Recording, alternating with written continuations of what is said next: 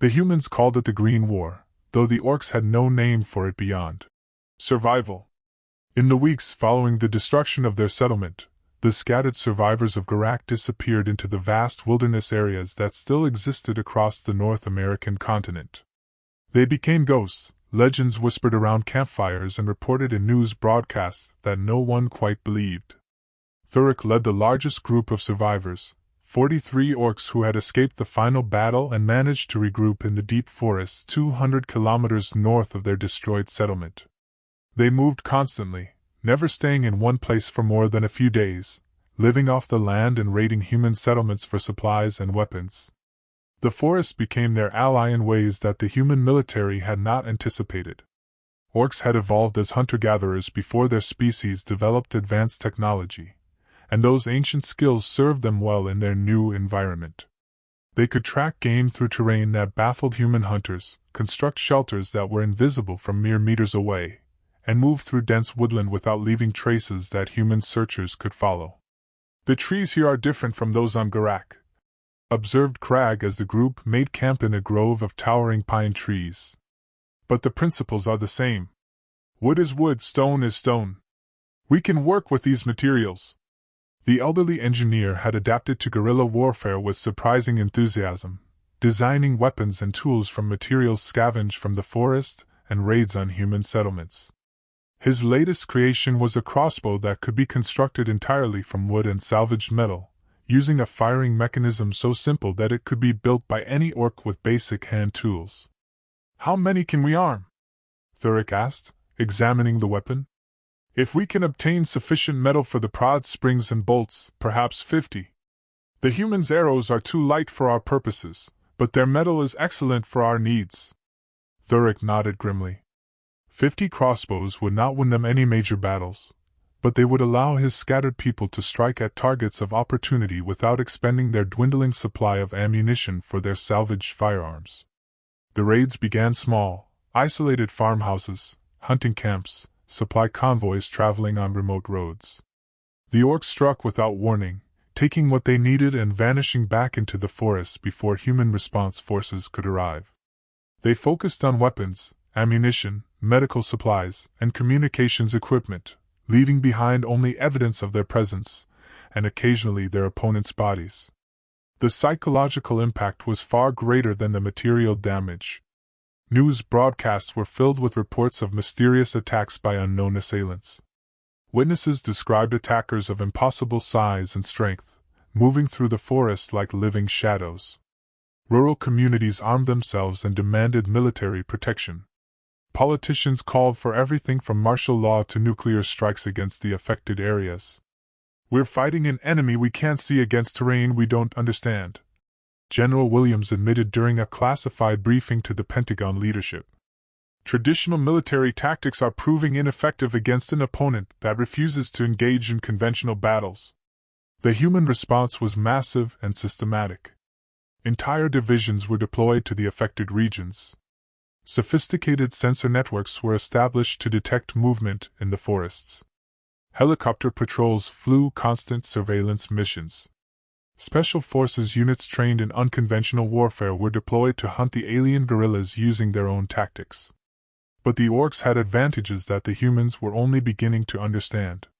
They needed no complex supply lines. They could live off the forest indefinitely. They required no electronic communications.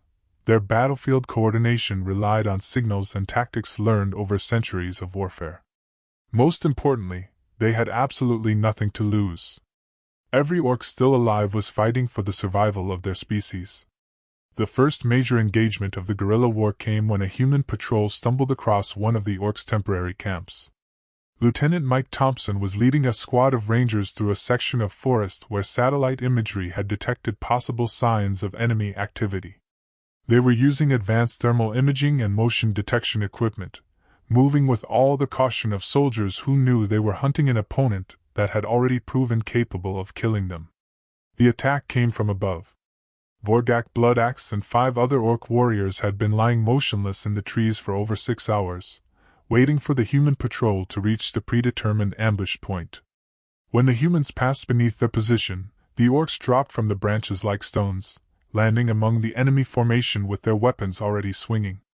The battle lasted less than 3 minutes. Despite their advanced equipment and training, the human soldiers were helpless against opponents who could engage them in hand-to-hand combat. Orcish weapons designed to penetrate armor proved devastatingly effective against human body armor.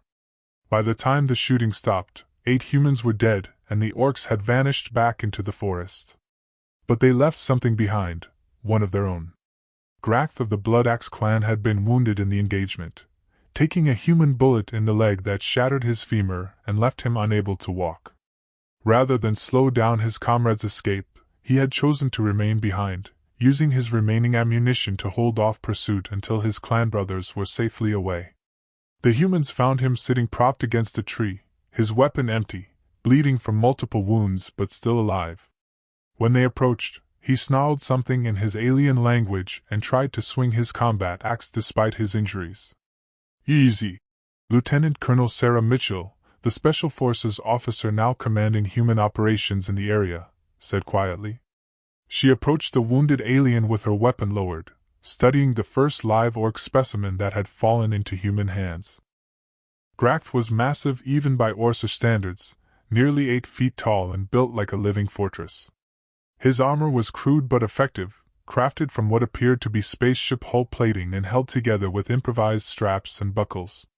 His weapon was a work of art in its own way, a double-headed axe with intricate engraving along the blade and a handle worn smooth by generations of use.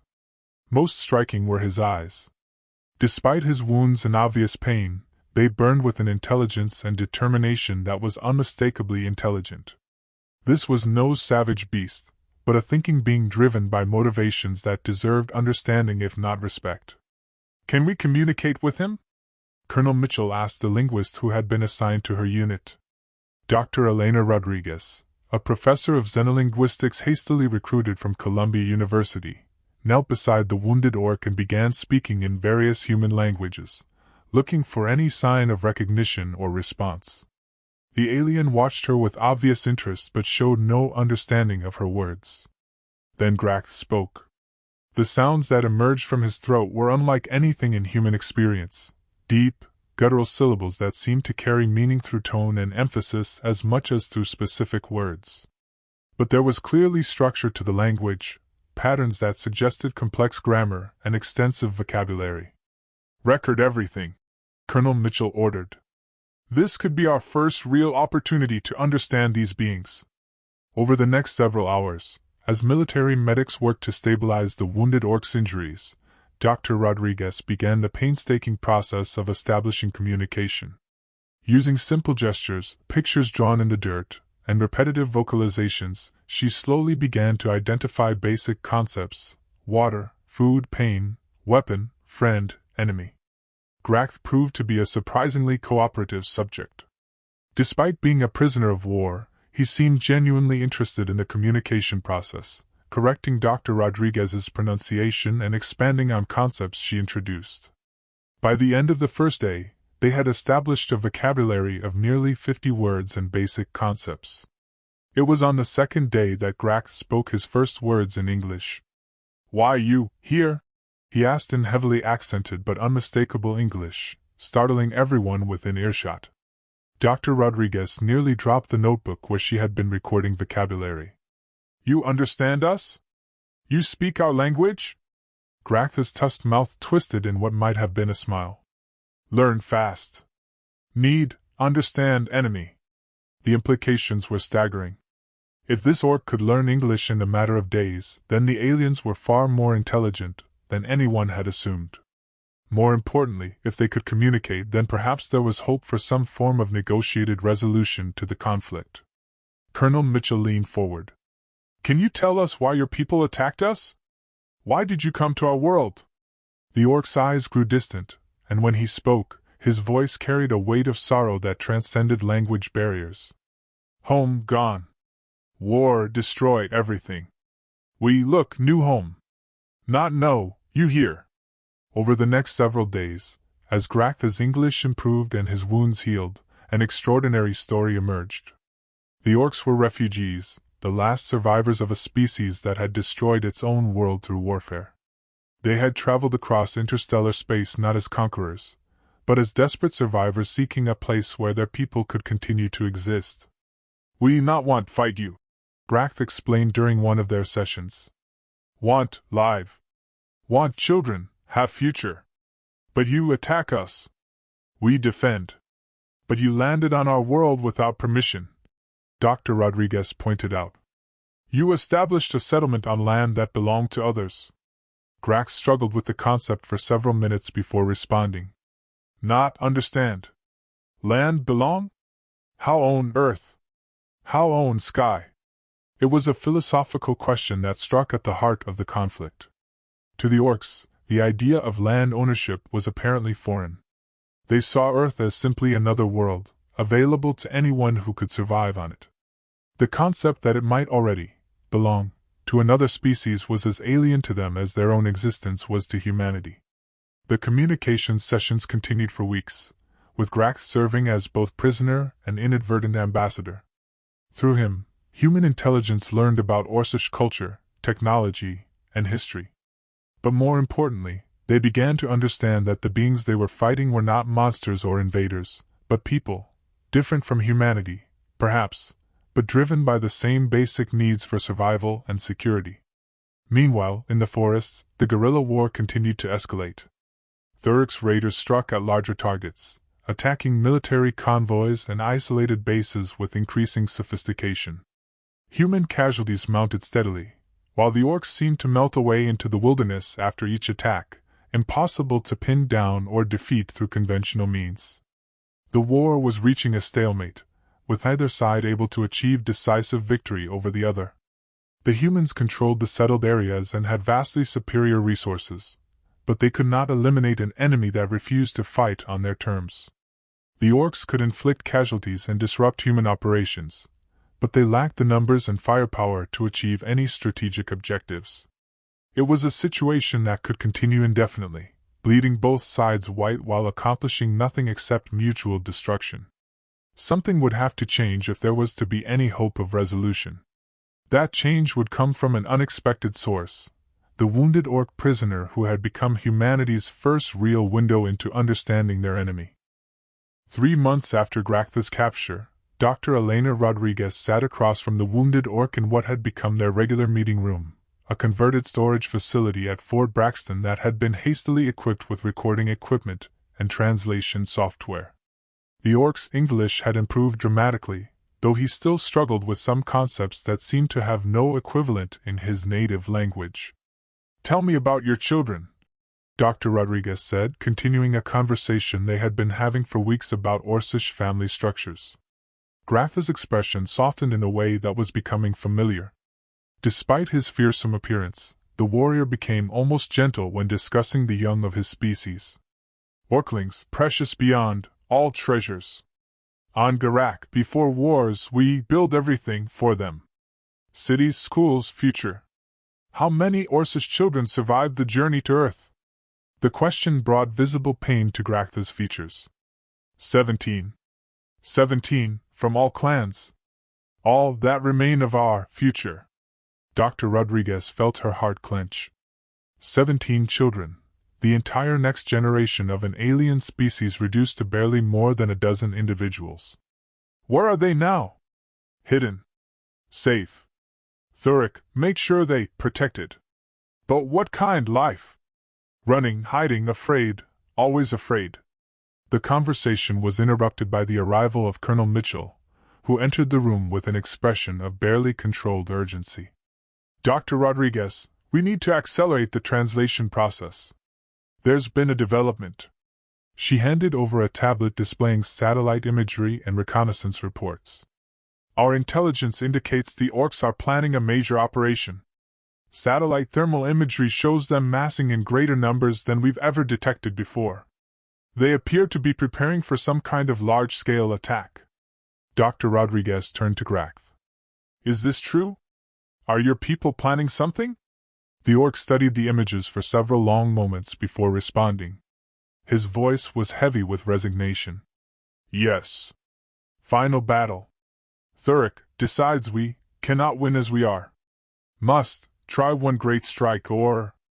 He shrugged expressively. Or what? Or die trying. Better quick death than slow death hiding. Colonel Mitchell leaned forward. What kind of attack? What are they targeting? Grath hesitated, clearly torn between loyalty to his people and his growing relationship with his human captors. Finally, he spoke. Strike at your command center. Kill your leaders. Make you afraid to hunt us. The implications were chilling. If the Orcs were planning to attack major human command facilities, casualties could be enormous. Worse, such an attack would almost certainly provoke a massive retaliation that would end any possibility of peaceful resolution. Can you contact them? Dr. Rodriguez asked urgently. Can you get a message to Thurek? Maybe. If you let me try. But why? Why you want help them? It was Colonel Mitchell who answered. Because this war is destroying both our peoples, and it doesn't have to. We've learned things from you, Grath. We understand now that your people aren't monsters or invaders. You're refugees. There might be another way. Over the next 48 hours, a desperate plan took shape. Using Grath as an intermediary, human negotiators would attempt to establish communication with the Orcish leadership.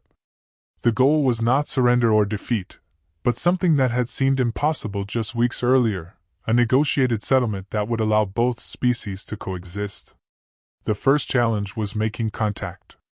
Grath knew the traditional signaling methods used by Orcish scouts, but the humans would have to get close enough to Orc-controlled territory to use them without being killed by either side. A special operations team was assembled, led by Colonel Mitchell herself, with Dr. Rodriguez serving as the communications specialist. The team also included two very unusual members, Grath himself, officially listed as a prisoner but actually serving as their guide and translator, and Captain James Harrison, the officer who had led the original contact patrol. Harrison had volunteered for what everyone understood was likely a suicide mission, driven by guilt over the initial breakdown in communication that had led to the current war. They inserted into the forest at night, using stealth helicopters to get within 20 kilometers of the area where intelligence suggested the main Orcish force was gathering. From there, they would have to proceed on foot, using Grath's knowledge of Orcish patrol patterns and communication protocols to avoid being killed by either his own people or human forces. The forest at night was a different world. Ancient trees towered overhead, their branches blocking out most of the starlight, and creating a maze of shadows and hidden dangers. The human team members, despite their advanced training and equipment, moved with obvious difficulty through terrain that seemed almost impassable. Grath, by contrast, moved through the wilderness with the fluid grace of someone returning home. His wounds had healed well during his months of captivity, and he demonstrated the natural forest skills that had made his people such effective guerrilla fighters. More than once, he stopped the team just before they would have walked into human or Orcish patrol routes. Your people learn forest fast, he observed quietly as they paused to rest in a small clearing. But still, think like city dwellers. Forest, different rules. What kind of rules? Dr. Rodriguez asked. Patience. Silence. Respect. Forest, alive. Must listen to what it tells you. As if to demonstrate his point, Grath suddenly held up a hand for silence. The humans froze, listening intently but hearing nothing unusual. Then, gradually, they became aware of what had alerted the Orc, the normal sounds of the forest. Insects, small animals, the rustle of wind through leaves, had gone quiet in an area directly ahead of them. Patrol, Grath whispered. 3, maybe 4. Moving that direction. He pointed to their left. Colonel Mitchell's team waited motionless for nearly 10 minutes before the forest sounds gradually returned to normal. When they finally moved on, they found tracks in the soft earth that confirmed Grath's assessment. 4 sets of human boot prints, heading south in a standard patrol pattern. How did you know? Captain Harrison asked. Forest tells you. When something not belong, other things react. Must listen. They reached the contact point just before dawn, a rocky outcropping that provided clear sight lines in several directions while offering some cover from observation. According to Grath, This was a traditional meeting place used by Orcish scouts, marked by ancient symbols carved into the stone. The signals Grath sent were complex and specific, a pattern of reflected light using a piece of polished metal, followed by specific bird calls that would be recognized as artificial by any orc within range. The message was simple but dangerous. A prisoner wished to speak with his clan brothers under a flag of truce. They waited. For 6 hours, nothing happened. The human team members began to wonder if the attempt had failed, if there were no orcs in the area to receive the signals, or if Grath's own people would simply ignore communication attempts from what they would assume was a trap. Then, just as Colonel Mitchell was beginning to consider withdrawing, shadows moved in the tree line below their position. 5 orcs emerged from concealment with the silent grace of natural predators. They were fully armed and armored, their weapons trained on the human position. At their head was a figure that even Dr. Rodriguez recognized from intelligence photographs, Thuric Ironhide himself, the war chief of the scattered Orcish clans. Thuric was even more imposing in person than in the reconnaissance images. Nearly 8 feet tall and built like a fortress, he carried himself with the authority of someone accustomed to command. His armor was more elaborate than that worn by other orcs, incorporating decorative elements that suggested high rank. Most striking was his axe, a massive two-handed weapon that was clearly a masterwork of Orcish craftsmanship. The war chief called out something in the Orcish language, his voice carrying clearly across the distance. Grath responded in the same tongue, and for several minutes the 2 orcs conducted a conversation that the humans could not understand but whose emotional content was obvious: surprise, anger, suspicion, and finally cautious interest. "He agrees to speak," Grath finally reported. "But only one of you. And he keeps weapons." Colonel Mitchell stepped forward, leaving her rifle with the rest of the team but keeping her sidearm holstered. She walked slowly down the slope toward the group of waiting orcs, very aware that she was probably the first human to approach armed orcs peacefully since the first disastrous contact. Thuric studied her with obvious interest as she approached. When she was close enough for normal conversation, he spoke in surprisingly clear English. "You, our leader? I am Colonel Sarah Mitchell, United States Army. I command the forces operating in this region. You are one who hunts my people." The statement was delivered without anger, almost as a simple observation of fact. Colonel Mitchell nodded. "Yes. And you are the one whose people have killed many of my soldiers." "War," Thuric agreed. "But you come here with Grath. Why?" "Because this war is destroying both our peoples, and it doesn't have to continue. We've learned things, War Chief. We understand now that you're not invaders. You're refugees." Thuric's expression shifted slightly, though it was difficult for Colonel Mitchell to read Orcish facial expressions. "You understand? Truly? We understand that your world was destroyed by war. We understand that you came here seeking a new home for your people. We understand that the first battle was a mistake. No one wanted it to happen. But happen, it did. Your people attack mine. Destroy our settlement. Hunt us like animals. And your people have killed hundreds of my soldiers. Both sides have blood on their hands. The question is, do we continue killing each other until one side is extinct, or do we find another way?" Thuric considered this for several long minutes.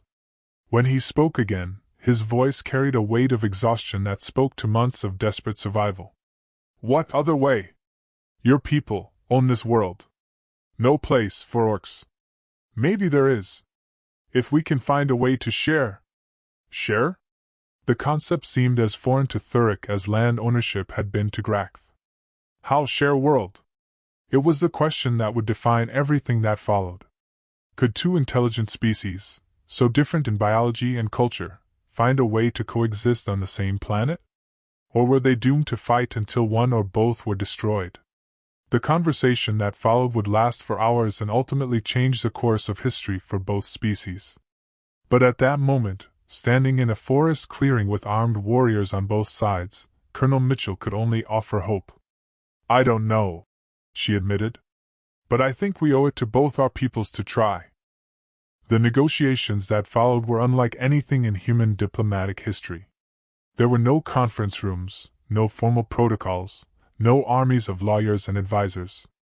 Instead, representatives of two species met in forest clearings and abandoned buildings, working to establish basic trust while their respective peoples continued to kill each other in the ongoing guerrilla war. Dr. Rodriguez found herself serving as both translator and de facto ambassador, shuttling between human command posts and secret meeting locations where Orcish leaders could be contacted without risking exposure to military action. Her notebook filled with vocabulary lists, cultural observations, and the gradual framework of what might someday become a peace treaty. The fundamental challenge was conceptual. Humans and orcs had developed along such different evolutionary and cultural paths that they often lacked common reference points for basic ideas. The human concept of national borders and territorial sovereignty was meaningless to a species that had traditionally viewed land as a resource to be used rather than owned. Conversely, the Orcish emphasis on clan-based honor and blood debts conflicted with human legal frameworks based on individual rights and collective responsibility. They think differently about justice, Grath explained during one of their sessions. Human, hurt orc, all humans, responsible. Orc, hurt human, all orcs, responsible. But also, if debt paid then, finished. No lasting hatred. What kind of debt? Dr. Rodriguez asked. Blood for blood. Life for life. But also other things. Service, goods, protection. Debt can be satisfied many ways. The concept of blood debt was particularly difficult for human negotiators to accept. From the Orcish perspective, the deaths caused by both sides during the war created obligations that had to be honored somehow before peace could be achieved. The humans had killed dozens of orcs. The orcs had killed hundreds of humans. These debts existed regardless of the political circumstances that had caused them. It's not about revenge, Colonel Mitchell explained to General Williams during a secure video conference. It's about balance. They believe that wrongs have to be made right somehow, or the conflict will continue indefinitely. And how exactly do they propose to make right the deaths of 200 American soldiers? That's what we're trying to work out. But I think it's important to understand that they're not asking for more killing.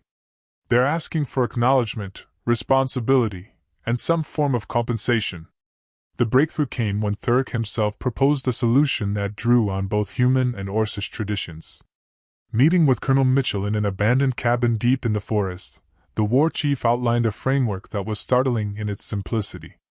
Your people, and mine, both suffer in this war, he said, his English now much improved after weeks of contact with human negotiators. Both pay price. But price not equal. My people, we have few. You have many. Colonel Mitchell nodded. The population imbalance was one of the most difficult aspects of the entire situation. Even if the war ended immediately, the Orcs would remain a tiny minority on a planet dominated by humanity. So, we propose different arrangement, Thurk continued. My people we serve. We work. We pay debt with service. But also, you give us place. Home. Protection. You're talking about some kind of reservation system? Thurk struggled with the English concept for a moment, then nodded. Yes. But not prison. Partnership. My people, very strong. Very skilled. We help, you help us. The proposal that emerged from these discussions was revolutionary in its implications. Rather than attempting to integrate Orcish refugees into human society or segregating them into isolated communities, the agreement would establish a new form of coexistence based on mutual benefit. The Orcs would be granted territorial rights to specific areas of wilderness, regions that were largely unused by human civilization but well suited to Orcish needs and preferences. In exchange, they would provide services to human communities, environmental restoration, search and rescue operations, wilderness guide services, and most controversially, military support in certain circumstances. They're proposing to become a kind of auxiliary force? General Williams asked when the framework was presented to senior military leadership. Not exactly auxiliary, Colonel Mitchell replied. More like Allied specialists. They would maintain their own command structure and territorial base, but would be available for operations where their unique capabilities would be valuable. The military applications were obvious. Orcs had proven themselves to be extraordinary wilderness fighters, capable of operating in environments where human forces struggled. Their natural strength and endurance made them ideal for certain types of special operations. Most importantly, their technological backwardness was actually an advantage in some situations. They could operate effectively without the complex supply chains and electronic systems that modern human military forces required. But the arrangement would require concessions from both sides that went far beyond simple territorial grants. For the humans, accepting Orcish territorial rights meant acknowledging that Earth was no longer exclusively human. It meant sharing resources, accepting alien cultural practices, and potentially dealing with the long-term implications of a permanent non-human presence on the planet. For the Orcs, the arrangement meant accepting permanent minority status and dependence on human goodwill for their survival. It meant adapting their traditional warrior culture to serve human interests, at least partially. Most difficult of all, it meant trusting the same species that had nearly exterminated them to honor agreements and protect their rights. The negotiations dragged on for months, complicated by continued fighting as both sides struggled to maintain ceasefires that were regularly broken by units that either hadn't received orders or chose to ignore them. Several times, the entire process nearly collapsed when particularly bloody incidents threatened to reignite full-scale warfare. The crisis that almost ended everything came when a human patrol accidentally stumbled across a group of Orcish children who were being evacuated to a new hiding place. The squad leader, nervous and poorly informed about the ongoing negotiations, ordered his men to surround the Orcs. When one of the adult escorts moved to protect the children, a firefight erupted that left 3 Orcs dead, including 2 of the precious 17 children. Thurik's reaction was swift and terrifying. Within hours, Orc raiding parties struck 6 human settlements simultaneously, targeting not military installations but civilian communities. The attacks were surgical in their precision. No civilians were killed, but infrastructure was destroyed with devastating efficiency. Power plants, water treatment facilities, communication towers, and transportation hubs were all hit in coordinated strikes that demonstrated just how much the Orcs had learned about human vulnerabilities. "They're sending a message," Colonel Mitchell reported during an emergency briefing. "Attack our children, and we'll attack your infrastructure. Escalate the conflict, and we'll make your civilian population pay the price." The human response was equally swift. Military commanders prepared for a massive retaliatory strike that would have eliminated the remaining Orcish population entirely. For 12 hours, the two species teetered on the edge of mutual annihilation. It was Dr. Rodriguez who prevented the final catastrophe. Working with Grath, she managed to arrange an emergency meeting between Thurik and General Williams herself. The meeting took place in a neutral location, an abandoned factory complex that could be secured by both sides. General Williams arrived with a full security detail and authorization to negotiate on behalf of the United States government. Thurik came alone, carrying only his ancestral battle axe and the weight of his people's survival on his shoulders. "You killed our children," Thurik said without preamble when the two leaders faced each other across a rusted metal table. "2 innocents. This cannot be forgiven." "It was an accident," General Williams replied. "A tragic mistake by soldiers who didn't understand the situation." "Accident?" Thurik's voice carried a note of dangerous incredulity. "Your soldiers surround children. Children afraid. Adult, try to protect. Your soldiers kill them all. This accident?" General Williams studied the Orcish leader carefully. Despite his alien appearance and primitive equipment, Thurik carried himself with the authority of someone accustomed to making life-and-death decisions. More importantly, his grief and anger were genuine. This wasn't political posturing, but the reaction of a leader who had failed to protect his people's most precious resource. "What do you want?" she asked finally. "Justice. The soldiers, who killed children, they must pay debt. I can arrange for them to be court-martialed, punished according to our laws. No. Not your justice. Ours. The demand sent chills through the human negotiating team. Orcish justice, from what they had learned, could be quite different from human legal systems. But General Williams recognized the moment for what it was, the point where compromise became possible, or the entire peace process collapsed. What would that involve?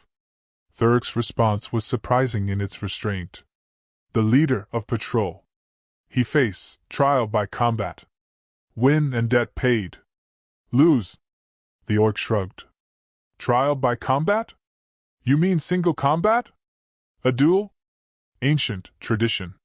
When blood debt cannot be resolved by other means. Two warriors settle matter with weapons. Winner decides justice. General Williams considered the proposal. It was barbaric by human standards, but it was also limited in scope. One soldier risking his life in single combat versus the total war that would resume if negotiations failed. And if your champion wins? What happens to the soldier? Depends on nature of debt. Children died through fear and mistake, not malice. Perhaps death not required. Perhaps service or other payment. The arrangement that was finally negotiated was unprecedented in human military history. Sergeant David Kyle, the squad leader whose unit had killed the Orcish children, would face Thurik himself in single combat. The fight would be conducted according to Orcish traditions but with rules modified to account for the physical differences between the species.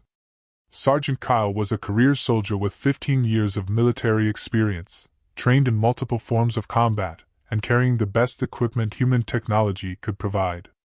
But he was also 5 feet 10 inches tall and weighed 180 pounds, facing an opponent who stood nearly 8 feet tall, weighed over 300 pounds, and had been trained in warfare since childhood. The combat took place in a natural amphitheater in the forest, with representatives of both species serving as witnesses. Kyle fought with courage and skill, using his superior speed and training to avoid the crushing blows of Thurik's massive axe. For nearly 20 minutes, the contest was surprisingly even, with the humans' tactical knowledge balancing the orcs' raw power. But ultimately, the physical disparity was too great. Kyle's rifle fire, aimed with desperate precision, scarred Thurik's armor but failed to penetrate it completely. When the orc's axe finally connected, the battle was over in seconds. Thurik stood over his defeated opponent, breathing heavily from exertion but essentially unharmed. Kyle lay motionless on the forest floor, his body armor shattered and his life ebbing away from internal injuries that were beyond immediate medical assistance. What happened next would be remembered by witnesses from both species for the rest of their lives.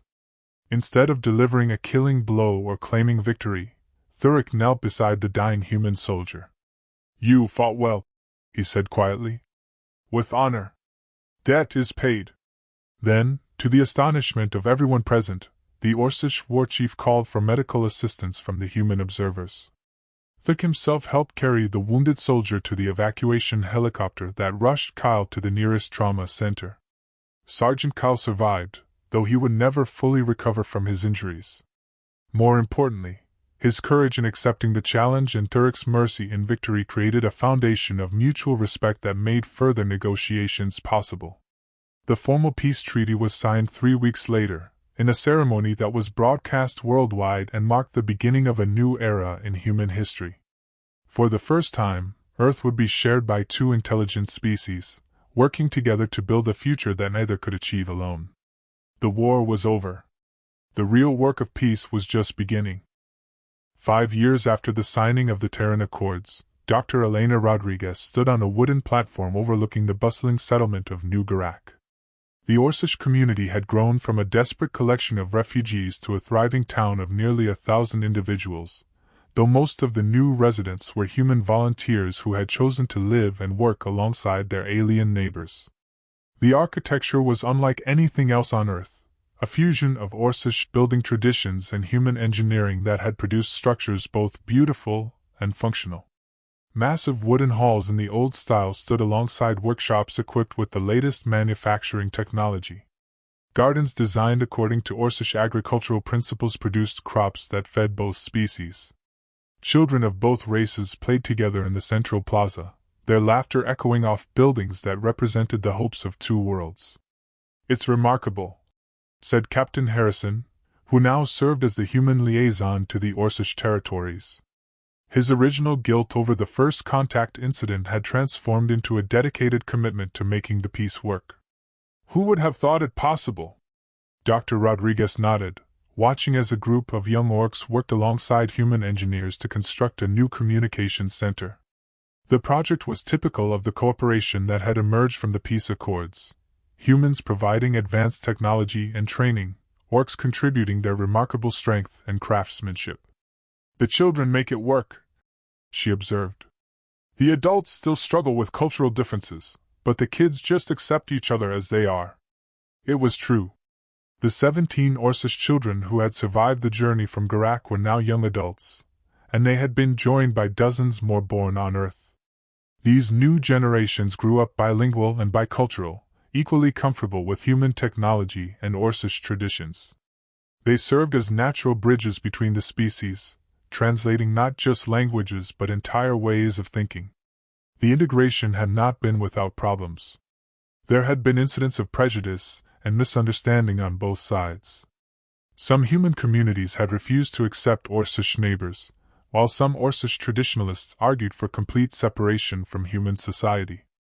Political movements on both sides advocated for policies that would have undermined the peace accords. But the practical benefits of cooperation had gradually overcome most opposition. Orcish search and rescue teams had saved hundreds of human lives in wilderness emergencies.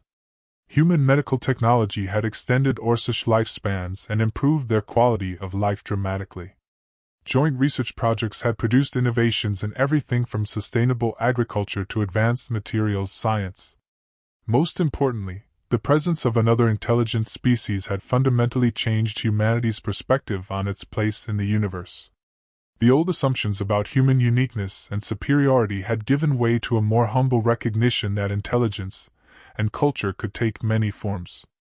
"Dr. Rodriguez," called a familiar voice.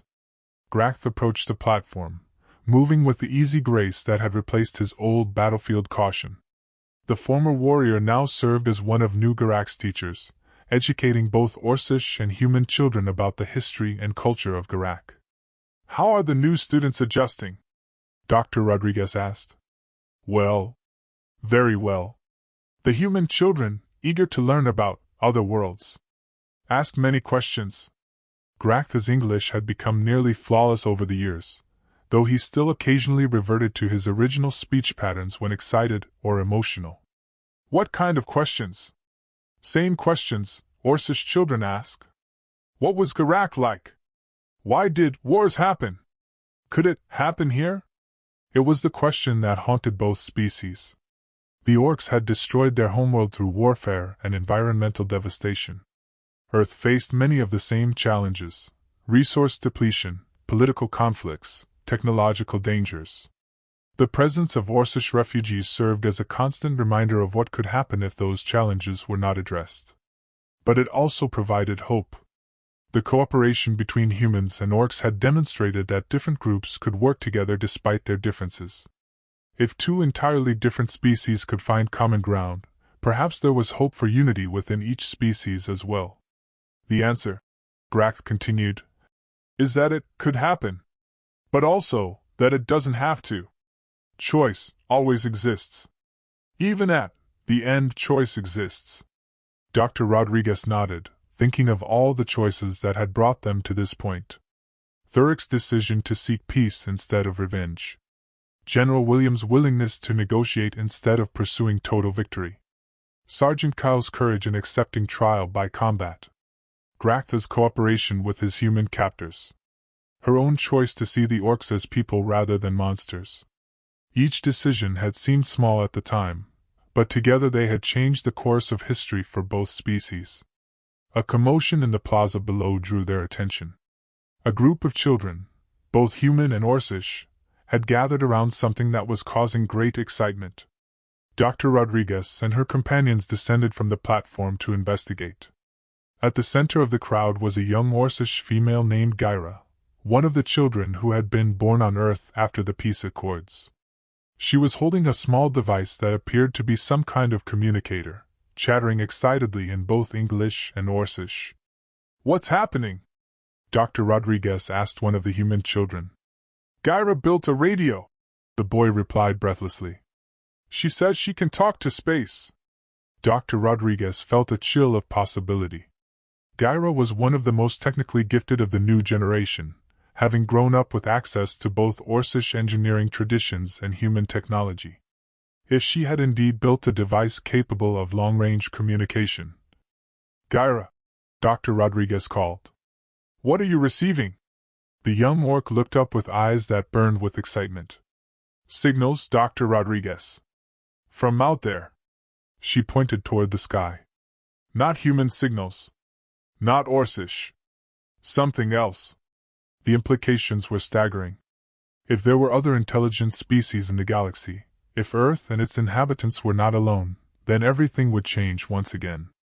Humanity and Orcs had learned to coexist on one world. Now they might have to learn to coexist with the universe. But as Dr. Rodriguez looked around at the mixed crowd of children, human and Orc together, working together, dreaming together, she felt a surge of optimism. If these young people could bridge the gap between species that had evolved on different worlds, perhaps they could bridge gaps that spanned the stars as well.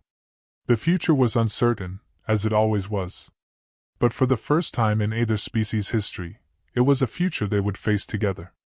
In the end, that made all the difference.